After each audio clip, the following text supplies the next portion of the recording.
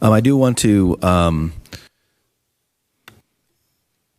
add to Dr. Kramer's comments and staff's comments on a couple of issues that were raised tonight, and for the public, just to give them additional information that I think is imperative that they understand from city's perspective. The first one is you heard a quick comment, a very short comment about ADA access and accessibility to our meetings.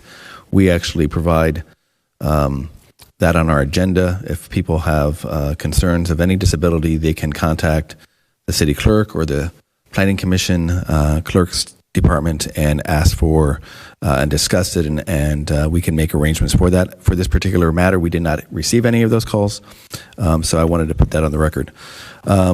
We talked a little bit about this case, and again, I didn't hear many people cite the case itself, so I'm just assuming it is the one called United Kiowa Band of Cherokee Indians in Oklahoma versus the FCC.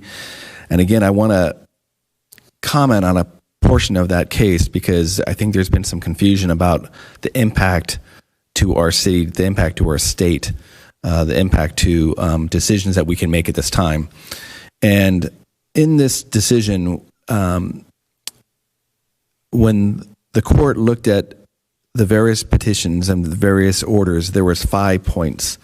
And when the court made their decision, they found that when the FCC looked at the National Historic Preservation Act, or NHPA, and NEPA, which is, again, the National Environmental Policy Act, they found that when the FCC did their analysis for that particular case, for this particular area, they had problems with that decision. So they granted the petitioner's request on those two things as far as alleged violations of NEPA and NHPA.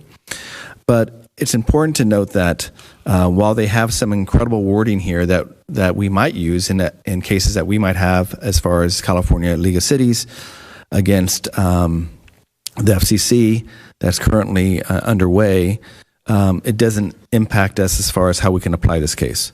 This matter had to do with small cells, and we're not dealing with small cells here. It had to do with NEPA and NHPA, and as I indicated earlier, that does not apply in this case. So since that case does not apply as far as my opinion, how I read it, let's look at 47 U.S.C. Section 332, Subdivision C, 7B4, which says, no state or local government or instrumentality thereof may regulate the placement, construction, and modification of personal wireless service facilities on the basis of the environmental effects of radio frequency emissions to the extent that such facilities comply with the Commission's regulations concerning such emissions. And again, as Dr. Kramer has said a few times, it is important that we understand that that is what the basis of this appeal is about. And again, our city, for the public, just it's important that you do know this. We look at every case that we get. We take our time to analyze it. The city hires Dr. Kramer in his office. Yes, we have hired him for a number of years. Why? Because he's an expert in this area. And the reason why we do that is because there are times in which we attempt to fight back through the legal realm that we can.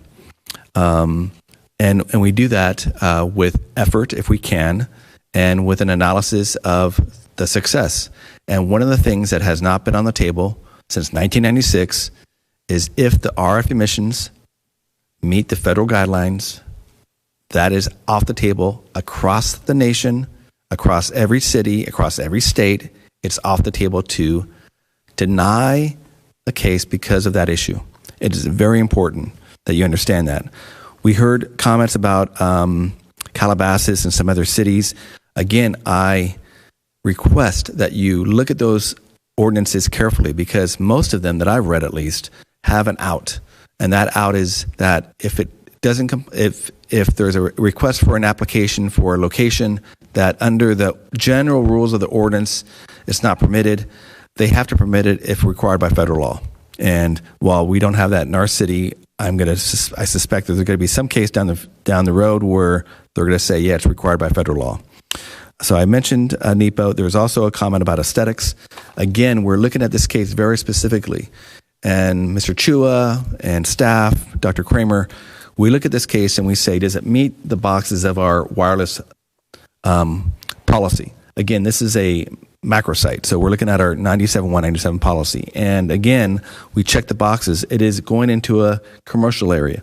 It is stealth. It is located and it's put into a tower to hide it, to make it stealth if possible.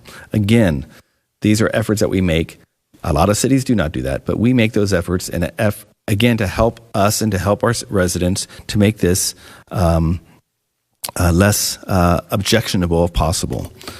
Finally, Dr. Kramer mentioned that there is a new petition with the FCC from the wireless industry, and that has to do with removing the ability for local agencies, cities such as ours, to even ask to review the RF emissions, whether they meet the minimum standards. What would happen if the wireless facilities or wireless industry's position is taken by the FCC and granted, it would mean that we would be unable to ask for review of the RF emissions to ensure that they're meeting the standards that are required by the federal government.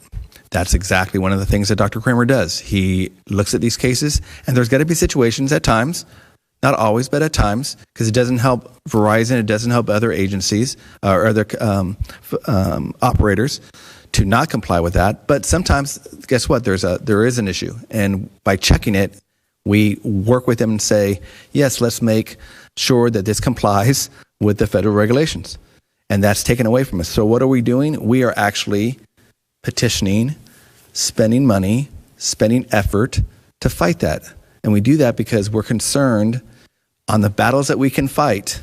We're concerned about, let's do what we can to make sure that we protect our police powers as much as we can, our local authority as much as we can. Again, win or lose, I'm not going to tell you right now, but again, we're making efforts where we can. Going back to RF emissions, though, we can't, that's not a fight for us because it's been clear since 1996 that's been out. I read the statute to you, 47 USC 332. Again, that issue is at our hands. And I'm just going to, again, reiterate that at the end of the day, for this case, all these appeal points, it has to do, the bottom line, with the RF emission output, right?